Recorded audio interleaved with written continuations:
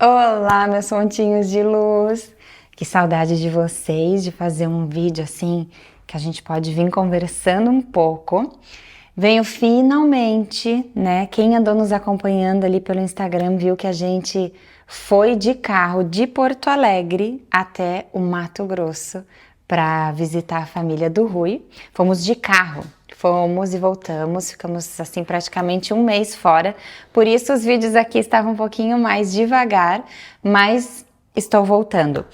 E resolvi vir trazer mais uma parte do livro que a gente está lendo juntos, o livro Yoga para Nervosos, do Hermógenes, onde, como eu falei, esse livro é bem antigo, se fosse escrito hoje, provavelmente o nome dele seria Yoga para Ansiosos, para Estressados. E tem muitas dicas aqui que me ajudaram muito e me ajudam até hoje no meu dia a dia. Então eu tô amando ler ele com vocês e hoje a gente vai continuar. Eu já nem sei mais dizer em que parte nós estamos, mas aí no título do vídeo eu vou colocar qual é a parte. Nós paramos aqui em uma parte que a gente tá lendo sobre as diferentes frentes que a gente pode usar para melhorar a nossa ansiedade, o nosso estresse, né? Que serão diferentes ferramentas que a gente pode usar. E se você quiser, a gente já leu algumas, né, no vídeo anterior. Se você quiser voltar um ou alguns vídeos, eu vou deixar aqui embaixo na descrição desse vídeo os links para as outras partes dessa leitura. Mas se você quiser começar daqui também, é super bem-vindo. Então hoje a gente vai começar a ler sobre a frente moral. Começa com duas frases. A primeira é: ora, o ato deliberadamente mau não é um ato humano. E a outra frase é: o que chamamos higiene moral é exatamente a ciência de pôr em ação o poder que a alma tem de preservar, pela sua ação, a saúde do corpo. Do livro Medicina Psicossomática, que é essa última frase. Então, no momento em que no drama da criação, uma forma de vida ultrapassando o viver puramente instintivo, atingiu a capacidade de autodeterminação, então nasceu o homem. O até então animal ganhou consciência e liberdade, mas em troca se comprometeu com a lei universal, diante da qual passou a responder por seus atos. É ele, em toda a natureza, o único ser, né, o homem, nós, né, pessoas, somos o único ser com capacidade de fazer opções, único a poder traçar o seu destino e assim guiar-se ou para a luz ou para a treva, para o desastre ou para o êxito, para o sofrimento ou para a felicidade, para cima ou para baixo, para a neurose ou para a serenidade, para o medo ou para a segurança. O homem é assim, o artesão de suas dores ou alegrias, grandezas ou indigências. Tudo isso quer dizer que é o único ser capacitado para a vida moral. Há quem diga o oposto. Certas correntes de pensamento defendem para o homem inteira e restrita satisfação a seus impulsos, necessidades, tendências, desejos e interesses. Há quem defenda a tese da natureza amoral do ser humano. Tais escolas, que reclamam a liberdade total, afirmam que só assim o ser humano será feliz e transcenderá seus próprios limites. Mas já se esvai o crédito que psicanalistas e materialistas mecanicistas puderam colher para suas conclusões abusivas acerca da inconveniência da chamada vida moral. Então aqui ele está falando, né, sobre nós, seres humanos, termos essa moral, né, e podermos fazer a escolha de fazer algo bom ou ruim, algo que vai ser legal, que não vai ser legal. E aí ele tá falando que existem escolas de pensamentos que falam que não, que o único jeito do homem ser feliz, crescer, transcender seus limites seria ele ser completamente livre, liberdade de fazer o que quiser. Aí ele fala, bom, né, mas já temos bastante psicanalistas e pessoas, né, que já colheram conclusões sobre o que dá viver uma vida assim. Então, os movimentos mais avançados na ciência do homem ratificam o que sempre se acreditou, que o homem, distanciado do bem, adoece, fenece e se perde em sofrimento. A psicocibernética, encabeçada por Maxwell Maltz, como também a moderna neurofisiologia, através de uma das suas eminências, o Dr. Paul Schochar, demonstram a responsabilidade e a liberdade do homem na construção do seu destino. Ou seja, o homem até tem liberdade, mas isso traz responsabilidades. A neurofisiologia o demonstra como estudo evolutivo do cérebro e do sistema nervoso, pois a responsabilidade e a liberdade surgiram desde que se desenvolveu o cérebro superior, ou, como diria Chardin, desde quando o de dentro alcançou a consciência de si mesmo. As iguais conclusões sobre a responsabilidade do homem na construção de seu destino chegou à mais moderna escola de psicologia, que vê a mente como primorosa e admirável máquina cibernética a executar com fidelidade e onipotência aquilo que moralmente o homem é ou pensa ser. O amoralismo, de obsoletas e falsas bases científicas, com tantos males já produzidos e com tantas ameaças em potencial, deveria aperceber-se dessas mais recentes conclusões verdadeiramente científicas. Poderia ser que, assim, seus iludidos sequazes reconhecessem os erros que seus dogmas científicos os têm feito cometer. Não se pode deixar de reconhecer que a moral tradicional, errada em suas bases e conclusões, tem sido muito mais fonte de desequilíbrios e infelicidades do que o oposto. A moral frustradora, geradora de recalques e remorsos mórbidos, tem merecido muitas das acusações que lhe têm sido feitas. A verdade, porém, é que a moral não é desequilibrante, mas sua caricatura legalista, que consiste em opor a moral a falsos instintos naturais que são apenas preconceitos sociais. Pelo contrário, atualmente a moral aparece cada vez mais como uma higiene da ordem superior, necessária a nosso equilíbrio e garantia de um funcionamento cerebral normal, que permite assim a verdadeira liberdade e vontade. Aquela moral desequilibrante, hipócrita, desnaturada, geradora de tantos males, está superada. Paul Schochar fala de uma moral nova, que não é senão um retorno à verdadeira moral, a moral de Cristo e de São Paulo, moral dos princípios tradicionais, mas realizada de maneira equilibrada e humanizante. Pelo que eu estou entendendo, eles estão falando, que também é aquela história daquela moral de antigamente que era sofrida, que maltratava, que fazia mais mal do que bem nessa forma que era colocada, Então ele está falando assim que a gente já passou dessa fase, dessa moral desequilibrante, hipócrita e desnaturada, geradora de tantos males. Isso já superamos.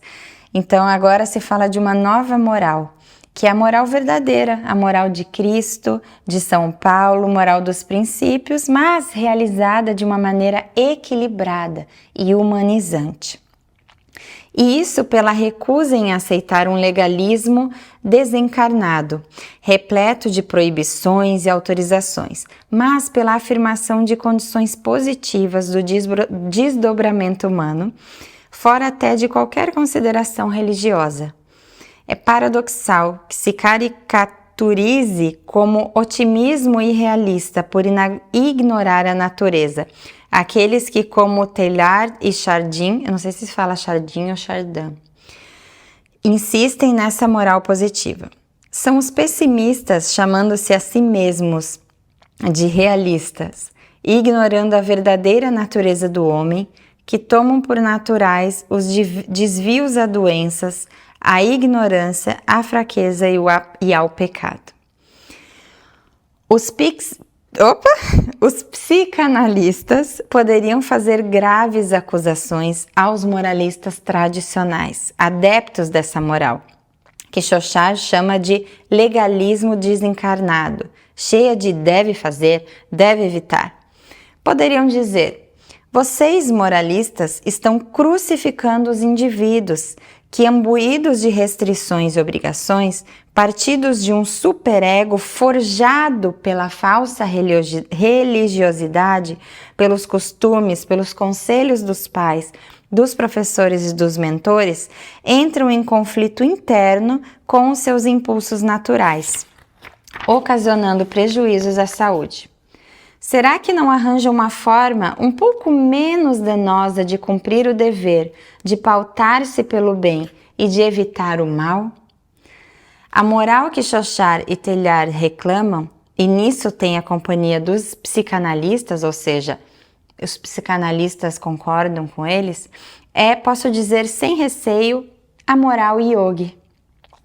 Por ter colocado seu eu ideal no eixo divino, o yogin se situa assim naturalmente no ponto de convergência do útil pessoal com a lei moral. É uma ética de um psicanalista e não de um moralista, de um observador e não de um juiz.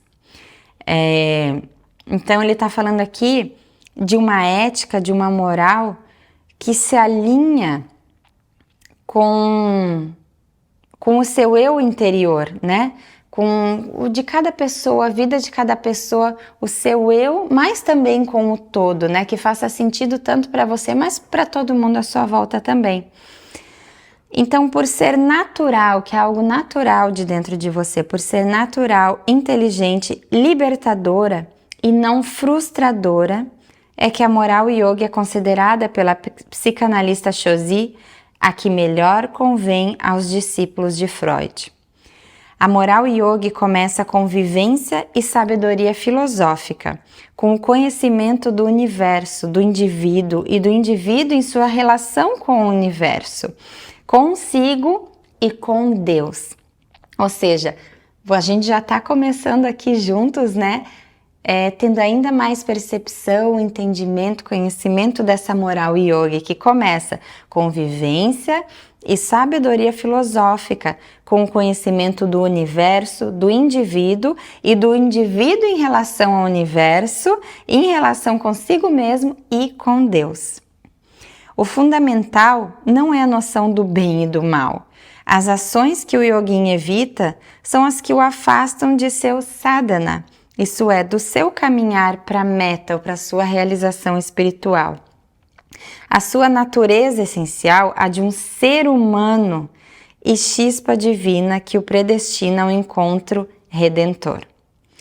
Quando ele vive em harmonia com as leis próprias de sua natureza, cumprindo o seu dharma, a saúde goza o bem, a saúde e a felicidade.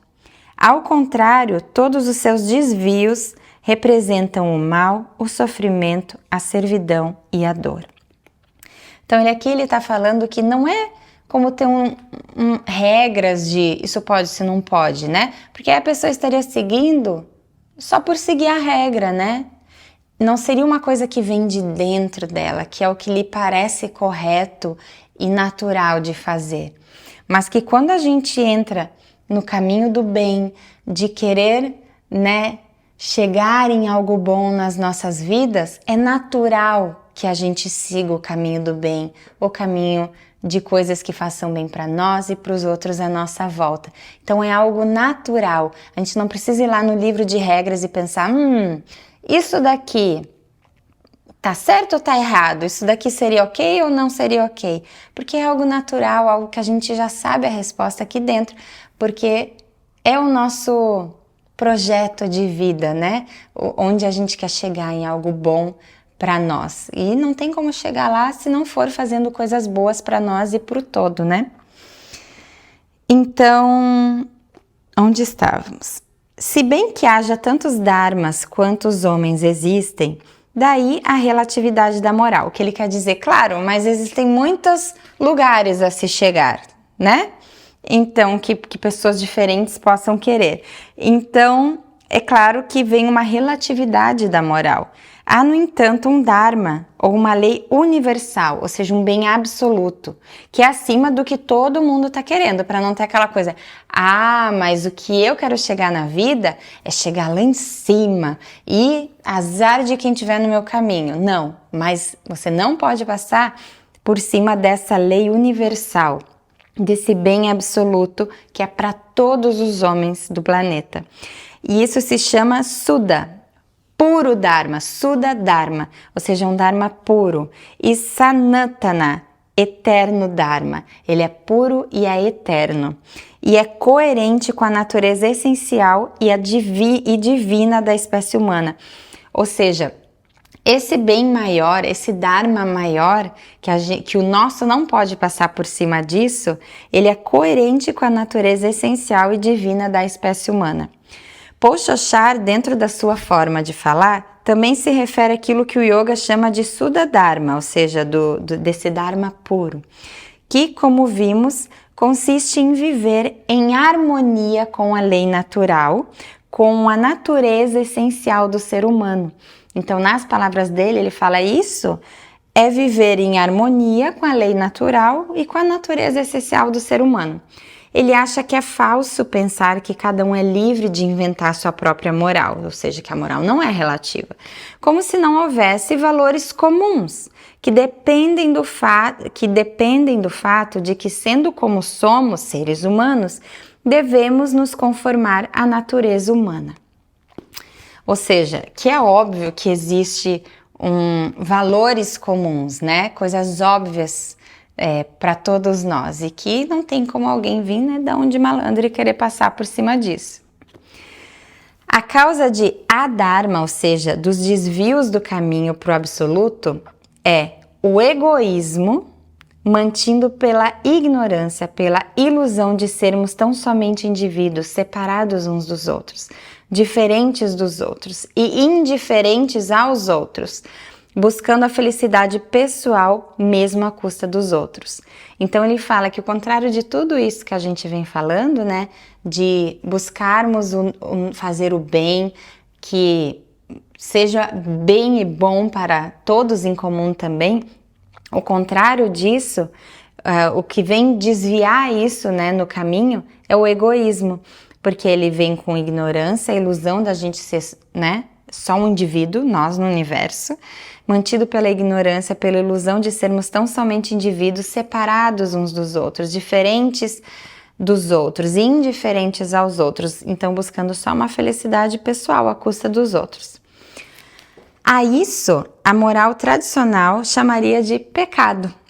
Mas a palavra pecado não recebe lugar na moral yogi, mas porque pecador é apenas um ser inferiorizado pela ignorância e pela doença. O que se opõe ao pecado não é a virtude, mas a saúde, a sabedoria ou a verdade.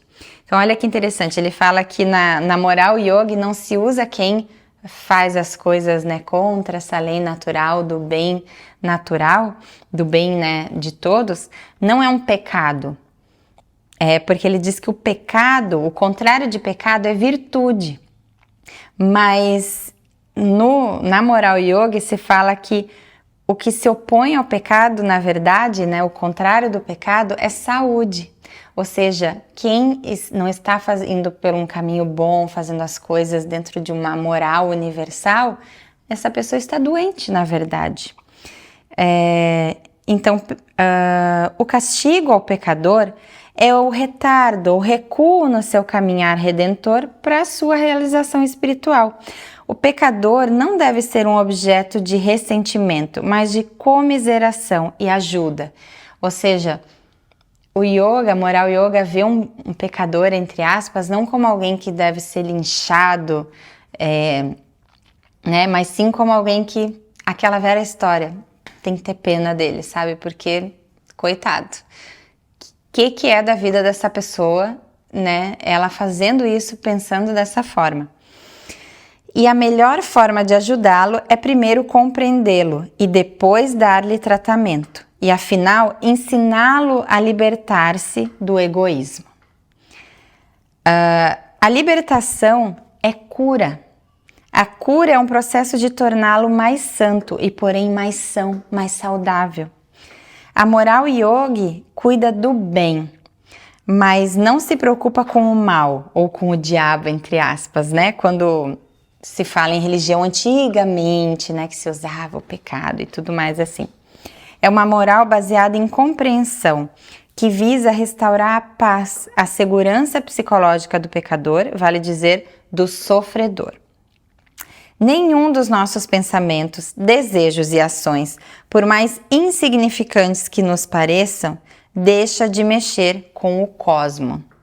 A toda hora, sem que a gente saiba, estamos rabiscando as páginas do livro da vida universal e somos responsáveis por isso. Toda expressão nossa de vida é karma, ou seja, uma ação sobre o cosmo, e por ela responderemos. Ou seja, ali ele está falando, né, de ter pena de alguém que não está seguindo um caminho muito legal, de, né, ajudar, né, a se libertar e tudo mais, mas ele está falando, ó, todas essas ações dessas pessoas, né, e de nós mesmos também, quando erramos, né, são ações nossas sobre o cosmo, e por todas elas nós responderemos. Os resultados são infalivelmente nossos. Nosso karma passado é a causa do que hoje sofremos ou gozamos. Vocês devem estar ouvindo eu falar karma, eu tô pensando, mas será que não é karma? Eu tô lendo como ele tá falando aqui, ele escreve karma mesmo, que seria diferente de karma, porque aqui karma seria uma ação sobre o cosmo todo, né? Então, as consequências das nossas ações nos alcançam imediatamente ou depois, mas sempre nos alcançam. E não há lugar que nos esconda ou proteja. Você pode me perdoar um mal que eu lhe tenha feito, mas a natureza, lembra John Kuhlmann, jamais nos perdoa. Essa é a inflexível lei do karma. Agora sim, karma. Assim, a ação imoral é aquela que nos faz sofrer. A ação moral é aquela que nos torna mais chegados à suprema bem-aventurança, ao próprio Deus. A dharma, ou seja, karmas que nos prejudicam, não se refere propriamente ao mal no sentido comum do termo, mas à ação imprópria e desviada da lei. Ferir, mentir, roubar, difamar, trair é tão funesto como beber água contaminada. Pelas mesmas razões, perdoar, ajudar, amar, servir, fazer pelos outros aquilo que queremos que nos façam é dharma, ou seja, um karma positivo. Doador de vida, bem-estar, alegria, paz, segurança, liberdade, amplitude, plenitude e divinização. De tudo isso, podemos concluir que a moral yogi é a mais terapêutica e, embora vetusta em sua origem, é de extraordinária atualidade, pois corresponde aos anseios da mais moderna psicologia profunda e da neurofisiologia mais rigorosamente científica. Lá adiante, quando você estiver estudando o capítulo Sadhana, que é logo aqui na frente, vai ficar conhecendo com maior precisão os aspectos essenciais dessa moral científica, que não o condena por suas fraquezas e quedas, mas o ajuda a fortalecer-se e reerguer-se, que não o obriga a ser bom quando suas condições não lhe permitem, mas o ajuda a tornar-se bom e assim livrar-se de suas limitações responsáveis por seus tormentos. E agora vamos para a última frente, porque a gente já tinha lido várias outras nos vídeos anteriores, né? Então a gente estava lendo agora a frente moral. E a última é a frente dietética. E ele começa com uma frase de Hipócrates: se você cai doente, a alimentação certa lhe fornecerá maior possibilidade de cura. Nosso cérebro e nervos, como partes do corpo em última análise, são feitos do que comemos e funcionam com o que comemos. Assim, serão fortes e sadios ou doentes e esgotados, conforme seja inteligente ou não o nosso regime alimentar.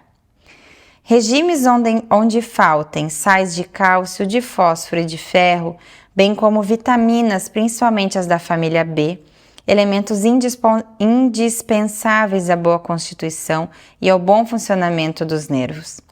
Por certo, determinam as chamadas doenças carenciais, provocando perturbações verdadeiramente alarmantes no sistema nervoso. Uma dieta carregada de alimentos tóxicos e excitantes, como a carne, deve naturalmente ser evitada pelos nervosos agitados. Alimentos energéticos e vitalizantes dos nervos, por outro lado, devem fazer parte dos tratamentos dos deprimidos. Na opinião da doutora A.A. de Miranda, no livro Nutrição e Vigor, as pessoas nervosas em geral são intoxicadas, desmineralizadas, sofrendo de deficiências de vitaminas. Necessitam, portanto, de regimes equilibrados, atóxicos, ricos de sais minerais como fósforo, cálcio, etc., de vitaminas, de proteínas suficientes sem excitantes. Um aluno, depois de algumas semanas de aula, reclamou sua escassa melhora. Continuava nervoso, inquieto, agitado, não obstante os relaxamentos e os demais cuidados do estilo de vida que eu lhe ensinara. Não foi difícil descobrir, depois de alguma conversa, que seus múltiplos cafezinhos diários, tomados automática e sofregamente, lhe faziam grande dano. Reduzidos estes, as melhorias se fizeram evidentes. Todos os meus alunos que lentamente se libertam dos bifes tornam-se mais calmos, mais controlados, mais serenos e suaves. Nossa dieta deve fornecer calor e energia. Deve construir os tecidos e reparar os gastos, mas, para ser ideal, precisa também atender às seguintes condições: que não lhe faltem elementos essenciais, não tenha, ao contrário, excesso de tais elementos, não dê trabalho à digestão, não seja de assimilação difícil ou precária, não crie problemas de eliminação, de evacuação, e tenha valor terapêutico ou profilático. Uma alimentação mais energética propiciará melhores condições de execuibilidade de um regime de exercícios físicos a um astênico para o qual foi indicado. Por seu turno, exercícios físicos estimulantes e uma nova atitude mental e filosófica, sem dúvida, contribuirão para uma nutrição mais eficaz, principalmente por melhorar a digestão, a assimilação e a eliminação. Aí ele está falando que na parte 7 do livro, a gente acabou de acabar a parte 4, vai começar a 5. Na parte 7, a gente vai poder ler conhecimentos e indicações práticas sobre a alimentação. Deixa eu ver qual o tamanho dessa próxima parte. Dá para ser. Ai, logo vai chegar numa parte que eu amo. Vou deixar para começar o próximo vídeo com a parte que eu amo. De paixão. Tá. Vou ler essa parte agora. Sadhana. A última parte do nosso vídeo de hoje. Sadhana significa caminho ou disciplina espiritual. Procuro, respeitando os limites e fins dessa obra, expor os mais interessantes ensinos do yoga, que podem servir de profilaxia e cura filosófica, psíquica e moral. Sadhana, como preventivo, ou seja, o caminho, a disciplina espiritual, é naturalmente muito mais eficaz e compensador do que como um método de curar.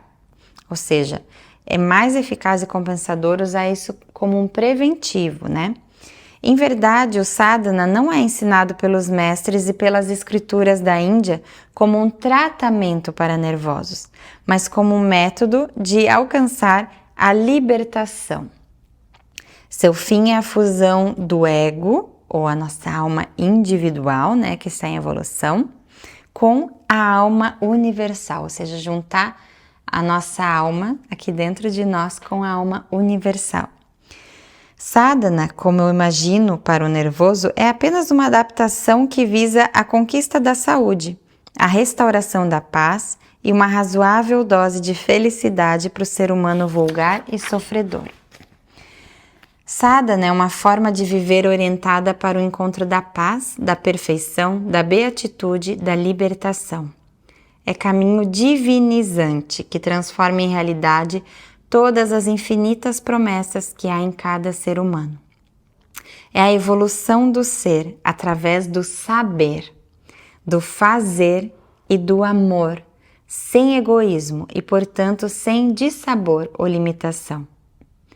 Nas próximas páginas encontram-se algumas considerações e sugestões sobre esse caminho. Estude-as e, dentro do possível, ponha-as em execução e experiência. Use-as como elementos de transformação e treinamento. Vou deixar para a gente começar então essa próxima parte, onde vão ter sugestões para a gente estudar e colocar em prática na nossa vida. E me contem o que vocês estão achando da nossa leitura. Agora a gente está entrando numa parte do livro onde a gente vai começar a ter mais coisas para colocar em prática. Até agora foi muito entender o que a gente está estudando aqui, então vai começar a ter mais coisas para a gente colocar em prática.